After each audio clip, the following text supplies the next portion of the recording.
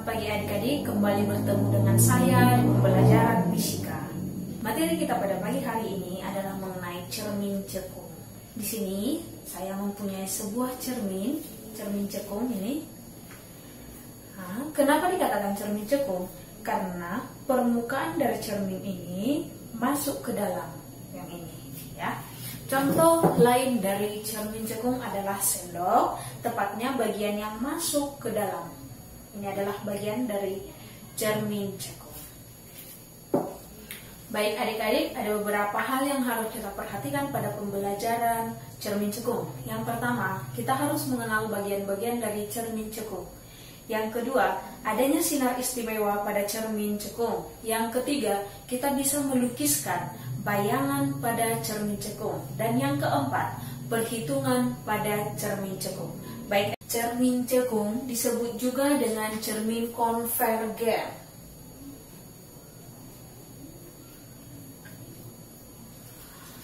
Konvergen itu adik-adik dapat mengumpulkan cahaya.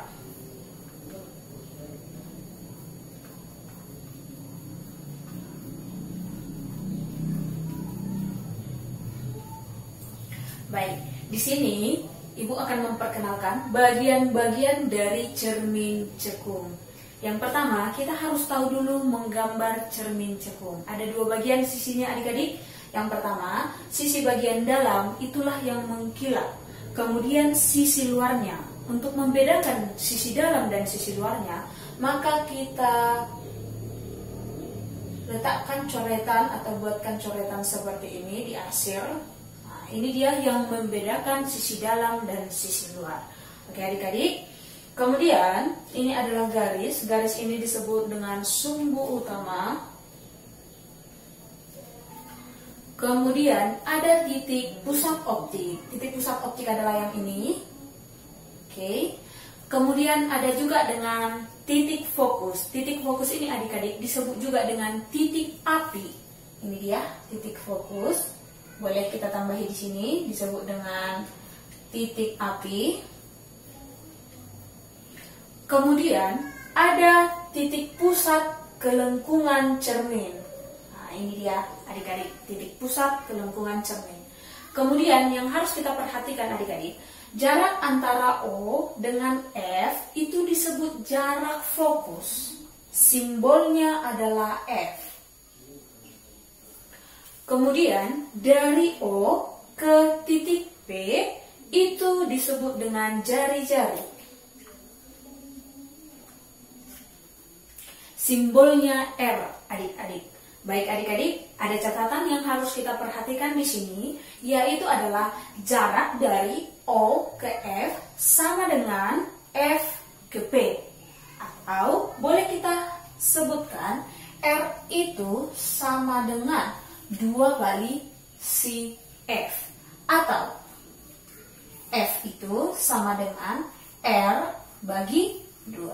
Oke, begitu adik-adik, yaitu mengenai sinar-sinar istimewa pada cermin cekung. Sinar-sinar istimewa pada cermin cekung bisa kamu buka di bukumu di halaman 157. Sinar istimewa pada cermin cekung ada 3. Yang pertama, sinar datang. Sejajar sumbu utama dipantulkan melalui titik fokus. Itu yang akan kita gambarkan adik-adik. Perhatikan di sini cara menggambarnya.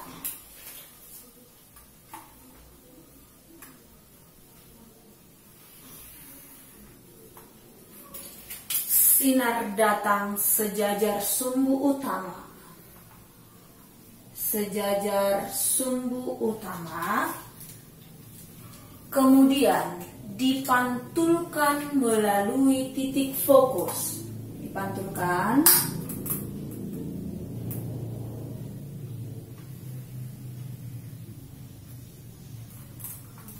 Ini dia garis pantulnya, kita buat tanda panah untuk menentukan arah. Itu dia sinar istimewa yang pertama. Sinar istimewa yang kedua, sinar datang melalui titik fokus, dipantulkan sejajar sumbu utama. Diperhatikan cara menggambarnya adik-adik. Sinar datang melalui titik fokus,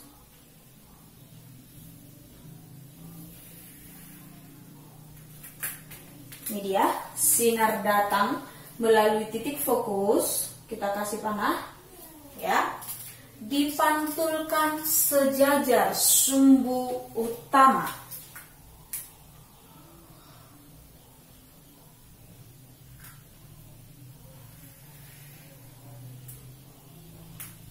Baik, begitu dia cara menggambarnya adik-adik.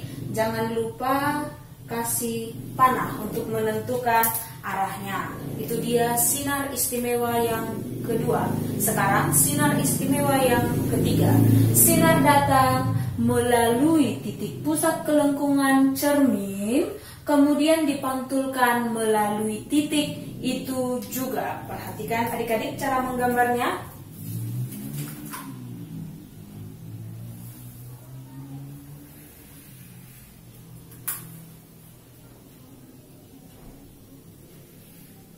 Nah, ini dia, sinar datang melalui titik pusat kelengkungan cermin, kemudian dipantulkan melalui titik itu juga. Nah, itu dia, ada 3 sinar istimewa pada cermin cekung. Bagaimana adik-adik, paham?